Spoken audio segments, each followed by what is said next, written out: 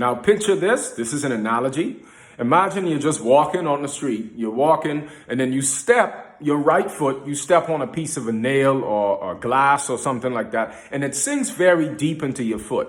Now, when you begin to walk again, you're going to adjust. You're not going to put all of the weight on the right foot. You're going to make an adjustment and just kind of walk, more of the weight on the left foot and try to put less strain and stress on the right, until you could take the nail out and allow it to heal.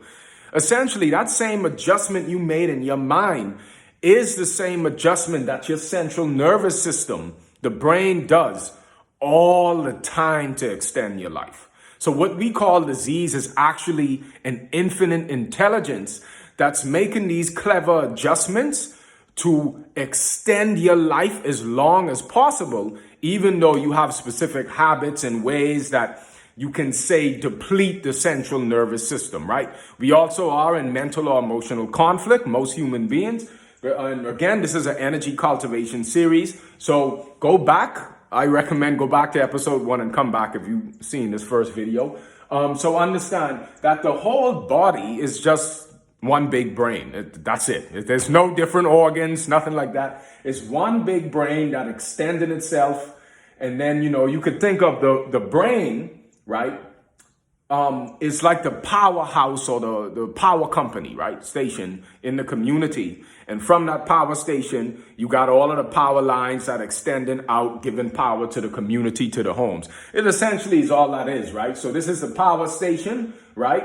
And then the central nervous system here.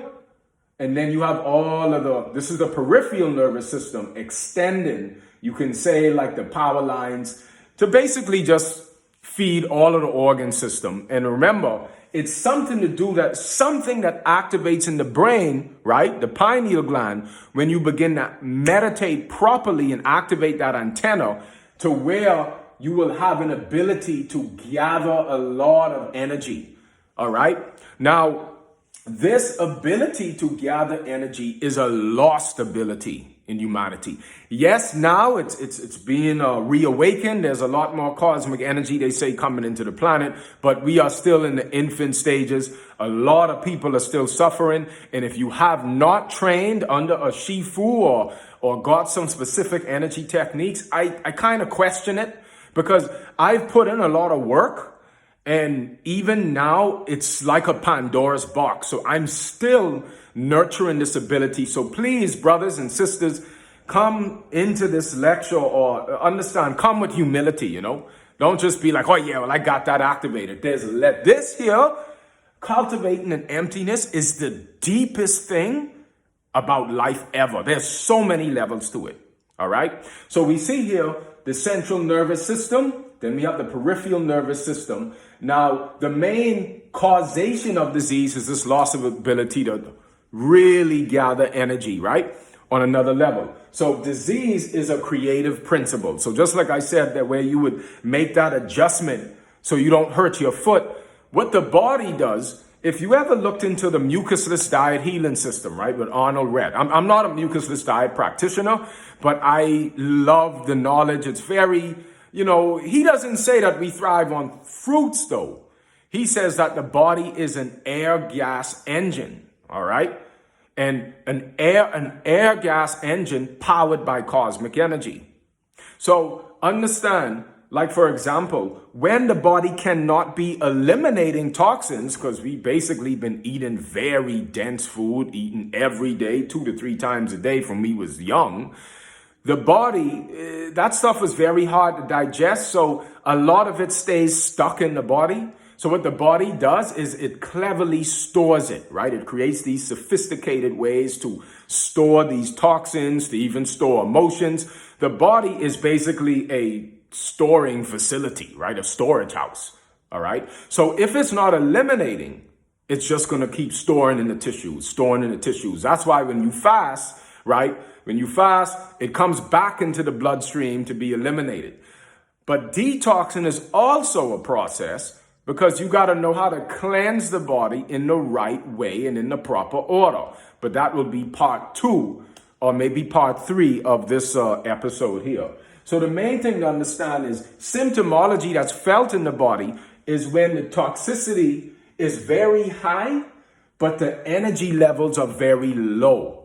So when you start to feel symptoms like a headache, throwing up, fever, the body now has to take extreme measures to eliminate the toxins through the alternative routes, right? Through the skin, right? Throwing up, even when you have a cold, right? You blow out the mucus through the nose.